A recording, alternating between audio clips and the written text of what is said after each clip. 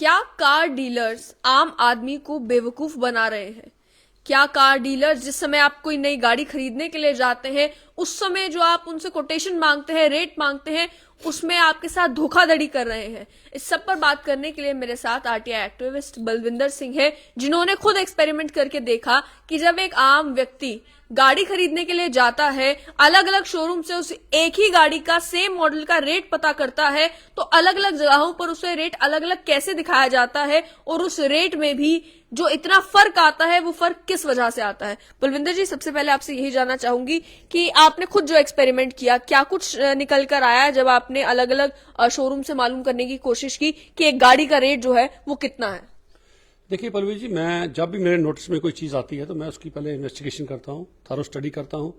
2 दिन पहले मेरे एक अपना रिलेशन में शख्स मेरे पास आया, कहता है ऐसा मैंने गाड़ी बुक कराई थी तो वो 35,000 की 35,000 की एसेसरीज मुझे साथ दे रहे हैं, कहते हैं ये मैंडेटरी है। तो अभी मैं नहीं डालना चाहता क्योंकि उसकी गाड़ी चलती नहीं है, सर्विस में महीने में कभी 500 किलोमीटर भी नहीं चलती। तो कहता है मुझे सीट कवर नहीं चाहिए, मुझे ये चीजें नहीं चाहिए, ये लेकिन ये मैंडेटरी कर रहे हैं मेरे पास, आपको लेना ही लेना है। तो मैंने कहा कोई बात नहीं, आप मेरे साथ चलना। तो सैटरडे था, फिर मैंने और कंपनियों से कोटेशंस मांगी, जाके परफॉर्मा लिया उनसे भी। तो वहां देख के बड़ा हैरानगी होती है कि एक चीज जो गाड़ी आजकल आप ऑनलाइन हर चीज का रेट चेक कर सकते हो जी। एक गाड़ी मैं जिसकी मैंने स्टडी की, ब्रीजा LXi मॉडल है, आज के दौर में इसकी बड़ी डिमांड है। तो डिमांड होने की वजह से तो कहीं ना कहीं इस चीज की फिर जो कस्टमर्स हैं उनकी एक्सपेक्टेशन की जा रही है। 6 महीने पहले उस शख्स ने बुक कराई थी, तो जो आप रेट बताया था अब नेचुरली उसमें से बढ़ेगा रेट, ठीक है, वो ठीक है, जस्टिफाइबल है, रेट बढ़ गया। लेकिन अलग अलग कंपनी से मैंने जो कोटेशन ली, मतलब ये हैरान हो गए सुन के। सबसे पहले तो मैं आपको बताऊंगा, मेरे पास मैंने जब रेट लिया, मैंने मारुति की वेबसाइट पे जाके ये रेट, मैंने मारुति की वेबसाइट जो ऑफिशियल वेबसाइट है उसमें से जाके एक्स शोरूम प्राइस आता है, एक इसका आता है एक्स शोरूम प्राइस, वो कितना है जो बेसिक प्राइस है इसका, उसमें GST इंक्लूडेड होता है और जो डीलर है उसका मार्जिन भी बीच में इंक्लूडेड होता है। वो ठीक है, कम से कम वो तो कंपनी का बराबर होना चाहिए ना। हर शोरूम वाले का बेस प्राइस जो है वो तो बराबर आना चाहिए। कंपनी का शोरूम का रेट है 8,19,000 रुपया, लेकिन एक कंपनी यहां जम्मू में वो रेट देती है 8,33,000 रुपया, दूसरी कंपनी देती है 8,50,000 रुपया। तब मैंने कहा नहीं, स्टडी करना पड़ेगा। तो तब जाके फिर मैं सुबह एक RTO साहब को भी मिला, मैं ट्रांसपोर्ट कमिश्नर के ऑफिस में गया, वहां असिस्टेंट ट्रांसपोर्ट कमिश्नर मिले, उनसे भी बात हुई, लेकिन कहते हैं हमारी नॉलेज में किसी ने लाया नहीं, अगर कोई ऐसी बात है हमें बताइए। जब मैंने कुछ फैक्ट्स बताया तो वो भी माना, अगर ऐसी चीजें हैं, अनएथिकल कोई है, ट्रेड चल रहा है। लेकिन ये जो प्राइस में वेरिएशन आई, ये वेरिएशन आई किस वजह से? अगर ऑनलाइन जो है वेबसाइट पर रेट 8,19,000 बताया जा रहा था, तो 33,000 और 50,000, ये जो 10,000 20,000 हजार का रेट का डिफरेंस आया, 40,000 हजार का रेट का डिफरेंस आया, ये आया किस वजह से? देखिए जी, जब गाड़ी निकलती है एक्स शोरूम प्राइस वो मैंडेटरी है, वो एक शख्स ने देना है, 8,19,000 रुपये वो देना है। इंश्योरेंस है वो मैंडेटरी नहीं है। लेकिन जो डीलर्स क्या करते हैं, उसको इंश्योरेंस का परफॉर्मा आता है, ये मेरे पास परफॉर्मे पड़े हैं। अब मैं कंपनी का तो नहीं बताऊंगा किसका है, क्योंकि इस परफॉर्मे में ये रेट बताते हैं, इंश्योरेंस का कितना रेट, एसेसरीज का कितना रेट, नंबर प्लेट का कितना रेट। ठीक है, नंबर प्लेट आपने देनी है तो रजिस्ट्रेशन भी आपने देनी है, क्योंकि आज गवर्नमेंट ने असाइन कर दिया आपको, आप ही रजिस्ट्रेशन देंगे, उसमें भी रेट का फर्क नहीं है, क्योंकि 9% है तो 9% हर कोई लेगा। और कहां अनफेयर ये चल रहा है, बिजनेस चल रहा है, मैं वो लोगों को बताना जरूर चाहूंगा। देखिए, आप बेस प्राइस में जहां ये बता रहे हैं 8,19, एक कंपनी देती है 8,33, दूसरी कंपनी बता रही है 8,50।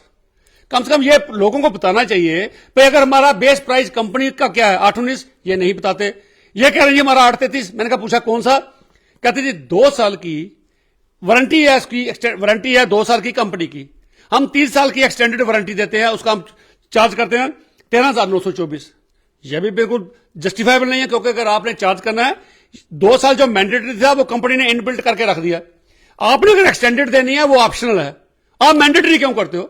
मतलब ये है कि वो आम आदमी को बताते ही नहीं है कि हम एक्स्ट्रा आपको वारंटी दे रहे हैं और उसके लिए हम आपको एक्स्ट्रा चार्ज कर रहे हैं। वो कह रहे हैं बेस प्राइस ही इतना है। बेस प्राइस में गड़बड़ नहीं होनी चाहिए ना, कम से कम। मैं हैरान ये होता हूं, अब दूध के लिए 2 रुपए के लिए किसी को चलान कर देते हैं, 50 पैसे के लिए चलान कर देते हो, तो ये एक शख्स जो 8,19 का 1,50 लिख रहा है, ये कैसे लिख रहा है? उसमें लिख के दे रहा है भाई बेस प्राइस। बेस प्राइस आप नहीं लिख सकते, आप लिख सकते हो एक्सटेंडेड वारंटी 3 साल, ऑप्शनल इतना पैसा। उसके बाद इंश्योरेंस की बारी आ जाए, एक कंपनी से वो शख्स जो गाड़ी लेने आज गया, उसको उन्होंने दिया 42,000 इंश्योरेंस का, उसी कंपनी से मैं परफॉर्मा मांगता हूं दूसरे दिन, तो मुझे 37,000 देते हैं। ये 5 साल का वेरिएशन क्यों? यह भी ऑप्शनल है। आप कस्टमर को कहिए भाई इंश्योरेंस हमारे पास ये 5 कंपनियां हैं, इसका प्राइस ये है, इसका ये है, इसका ये है। अगर आपको ये सूट नहीं करती, आप किसी और कंपनी से करवा के ले आइए तो गाड़ी ले जाइए। हमें कोई, हमारे लिए मैंडेटरी नहीं है, ऐसा भी नहीं किया जाता। कंपनी हर किसी ने अपने अंदर कंपनियां बैठा के रखी हैं, वहां से भी कमाई करते हैं। तो ये ऑप्शनल है, पब्लिक को बिल्कुल नहीं बताया जाता, कस्टमर्स को बिल्कुल नहीं बताया जाता, वो किया जाता है। और एक्सेसरीज का भी जैसे आप कह रहे थे कि 35,000 रुपए, वो कहा जा रहा था कि 35,000 रुपए एक्सेसरीज खरीदना मैंडेटरी है, जबकि कोई व्यक्ति जब गाड़ी खरीदने जाता है एक्सेसरीज उसको लगवानी है नहीं लगवानी है तो उसकी मर्जी है। देखिए एक्सटेंडेड, ये जो एक्सेसरीज की बात करूं, एक कंपनी जहां से गाड़ी ले रहे हैं उसने लिख के दिया 35,000, दूसरी कंपनी वाले ने एक्सेसरीज का बताया 18,621 रुपया। अब जब मैं पता चला भाई ये क्यों है, अब लोगों को लगे जी एक्सेसरीज सस्ती दे रहा है मुझे, वो 35 की दे रहा है सस्ती, उधर इसने ये एक्सेसरीज का 16,319 रुपया यहां से काट के बेसिक प्राइस पे चढ़ा दिया। बेसिक प्राइस पे तो ये लिख ही नहीं सकता ना, बेसिक प्राइस क्यों लिखेगा? बेसिक प्राइस पे ये 850 कैसे पहुंच गया? ये लोगों को गुमराह किया जा रहा है। तो आज का मकसद आपका भी यही है, तो मेरा भी यही है, क्योंकि पब्लिक मीडिया का ये रोल रहता है कि लोगों को अवेयर किया जाए, लोगों को सेंसिटाइज किया जाए, भाई आपके राइट्स क्या बनते हैं। अगर कहीं आपकी एक्सप्लॉयटेशन है तो कम से कम आप तो अपने राइट्स को पता होना चाहिए। तो यह आपके माध्यम से भी मैं ये आम लोगों को कहना चाहूंगा, जब कभी गाड़ी परचेज करने जाओ, आजकल ऑनलाइन मारुति की या टोयोटा की किसी की भी गाड़ी लेनी हो, वेबसाइट पे जाइए, मॉडल डालिए, आपको base price, ex showroom price आपको पता चल जाएगा। आप किसी से सवाल तो पूछ सकते हो। ये लोग एक्सप्लॉइट तब करते हैं जब आपको अवेयरनेस नहीं है। खासतौर पर अगर लोग जो है वो डोडा किश्तवाड़ जोरी पूंछ गांव से कोई व्यक्ति निकल कर जाता है, उन्हें लगता है जम्मू में गाड़ी सस्ती मिलेगी, वहां से गाड़ी खरीदने के लिए जाते हैं, तो आपको लगता है कि इस तरीके से उन्हें गुमराह किया जाता है। ट्रांसपेरेंट प्रोसेस नहीं है जिसके जरिए आपको बताया जाएगा कि इस कंपोनेंट का इतना पैसा चार्ज करें, इस कंपोनेंट का इतना पैसा चार्ज कर रहे हैं। आपसे समझना चाहूंगी कि क्या ये अनफेयर ट्रेड प्रैक्टिसेस में आता है जिसे वो बाद में कंज्यूमर कोर्ट में जो है चैलेंज कर सकते हैं? देखो डेफिनेटली मैं समझता हूं ये चीजें अनफेयर ट्रेड प्रैक्टिस में आनी चाहिए, क्योंकि ये सामने है ना। पलवी जी, बेस प्राइस किसी भी चीज का जो मारुति खुद फिक्स करती है, वो डीलर वो अपॉइंट करती है, उसमें ये मैनिपुलेशन या फैब्रिकेशन करके कैसे फिगर शो कर सकते हैं? नहीं कर सकते। डेफिनेटली मैं इसकी कंप्लेंट फाइल करूंगा, आरटीओ के पास भी करूंगा और मैं कमिश्नर सेक्रेटरी के पास भी करूंगा।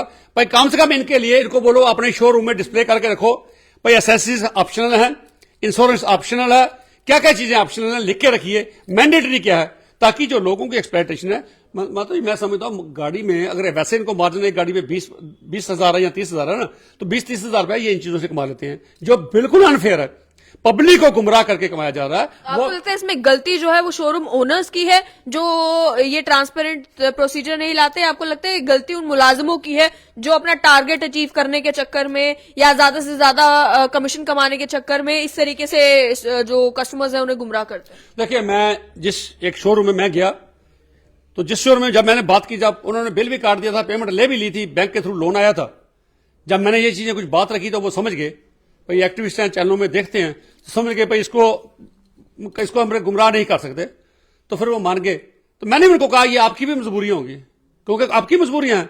हर जहां भी जो डीलर हैं, जहां भी हैं वर्कशॉप, तो वो सुबह एक रिव्यू मीटिंग ली जाती है, सबको ये कहा जाता है कि तेरी मैक्सिमम सेल कितनी होनी चाहिए। ठीक है, गाड़ी तो बेचेगा, गाड़ी के साथ जो एडिशनल चीजें हैं, जो ऑप्शनल हैं, उनको तो ऑप्शनल नहीं बता के तो उनको मैंडेटरी करके बेचेगा। ये तेरा एक एफिशिएंसी लेवल देखा जाएगा, और उसके डेफिनेटली उन्होंने उसके पॉइंट्स भी रखे होते हैं। भाई तू ये टारगेट अचीव करेगा, आज तुमने 2 लाख की एसेसरीज बेची, उसमें से उसके इंसेंटिव्स रखे होंगे, उसके पॉइंट्स रखे होंगे। भाई गाड़ी तो बिकती है, गाड़ी लोग ले जाते हैं, गाड़ी का एक फिक्स मार्जिन है, मार्जिन उनका इन चीजों से है जो लोगों को कहीं ना कहीं गुमराह करके कमाया जा रहा है। तो वो भी फिर बेचारे चुप हो जाते हैं, खामोश हो जाते हैं, कहते हैं जी आपको सब पता, तो फिर आप हमें क्यों कहते हो? इसलिए उनको टारगेट दिया जाता है। तो आप ये हमारा रेवेन्यू इतना इस तरह इस हेड से आना चाहिए, हमारे इंश्योरेंस में से आना चाहिए, एसेसरीज में से आना चाहिए, तो ये चीज आनी चाहिए। तो ये कहीं ना कहीं बिल्कुल अनफेयर है। तो उनकी भी मजबूरियां समझ जाता हूं मैं बात करके, क्योंकि उनकी मजबूरियां टारगेट को अचीव करना नहीं करेंगे, उनको इनएफिशिएंट कह के निकाल दिया जाएगा। तो अगर सर्विस में रहना है, अनएम्प्लॉयमेंट बहुत ज्यादा, सर्विस में रहना है, तो लोगों को गुमराह करना पड़ेगा, उनको फिर कंप्रोमाइज करना पड़ता। क्योंकि जब मैंने पूछा आपने क्यों नहीं बताया, कहता जी बताया था। मैंने कहा बिल्कुल नहीं बताया। एक्सटेंडेड वारंटी का आपने नहीं बताया, बताना चाहिए था। कहता जी बताना चाहिए था। फिर आपने क्यों नहीं बताया? इट मीन वो पता उनको, हर कोई एक्टिविस्ट नहीं है, हर कोई अवेयर नहीं है अपने राइट्स के बारे में। मैं चीज कैसे पूछूं, इसका बेसिक प्राइस क्या है, इसके ऊपर एडिशनल क्या क्या लगे। अब जब मैंने पूछा तो मुझे बताया गया भाई ये जो 19,000 रुपया ये एक्सटेंडेड वारंटी का है, ये फिर पैसा रिफंड लिया, चेक वहां से लिया। मत जो बोलेगा उसको ठीक है, नहीं बोलेगा तो मैं समझता पलवी जी आजकल लोग 99% नहीं बोलते, कहते जी कौन पूछेगा, किस लिए लेकिन पूछेगा। जब भी कोई व्यक्ति गाड़ी खरीदने के लिए जाता है अक्सर देखा भी जाता है कि वो 2-4 शोरूम से मालूम करेगा प्राइस, उसके बाद डिस्काउंट के लिए कोशिश करेगा कि कहां से मुझे डिस्काउंट मिल सकता है, प्राइस कंपेयर करेगा कि कहां से मुझे गाड़ी सस्ती मिलती है। और एक और चीज है कि वेटिंग पीरियड आपका कम होना चाहिए कि एक जगह पे आपको 6 महीने पहले बुकिंग करनी पड़ रही है, दूसरी जगह पर आपको वो कह रहे हैं कि इमीडिएटली गाड़ी हमारे पास पड़ी हुई है, आप ये गाड़ी ले जाएं। तो वो समझना चाहूंगी कि लोग भी क्या बिल्कुल भी ध्यान नहीं देते जिस समय वो गाड़ी खरीद रहे हैं कि उन्हें जो कोटेशंस दी जा रही है आखिर इतनी वेरिएशन जो है अलग अलग शोरूम्स में आ क्यों नहीं है।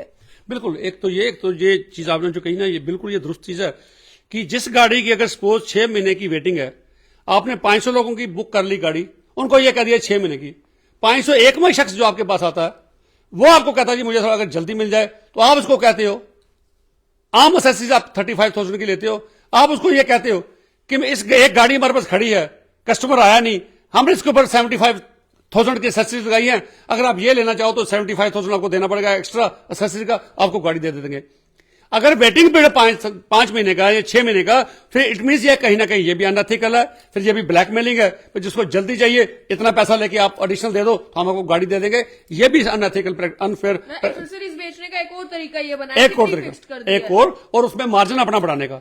जल्दी कहेंगे ब्लैकमेलिंग है, जल्दी कहेंगे ये पैसा फालतू देने को तैयार है। अगर एक जिन्होंने पहले बुक कराई है उसको आपने कह दिया 5 महीने, क्योंकि आप उसने वो प्राइस देना है जो आपका रेट है, बाकी एडिशनल लेने के लिए आप उसको ऑन द स्पॉट गाड़ी दे देते हो 75,000 की एसेसरीज, बाकियों को 35 में एसेसरीज देते हो, आप उसको 75 में एसेसरीज देते हो, यह भी कहीं ना कहीं अनफेयर है। और मैं जनता से एक बार फिर यह कहना चाहूंगा, जब जब गाड़ी खरीदने जाओ, कहीं कुछ परचेज करने जाओ, किसी भी 2 व्हीलर 3 व्हीलर हर चीज का उनको पूछ लीजिए, इसमें हमें बताइए कि जो मैंडेटरी क्या कास्ट है और ऑप्शनल चीजें कौन कौन सी हैं, वो फिर हम देखेंगे कि ऑप्शनल हमने लगानी है नहीं लगानी, स्टीरियो लगाना नहीं लगाना, सीट लगानी है नहीं लगानी है, फ्लैप्स लगाने हैं नहीं लगाने हैं, ये उसको सरकार, उनको दुकानदारों को, डीलर्स को, ये पब्लिक को बताना पड़ेगा।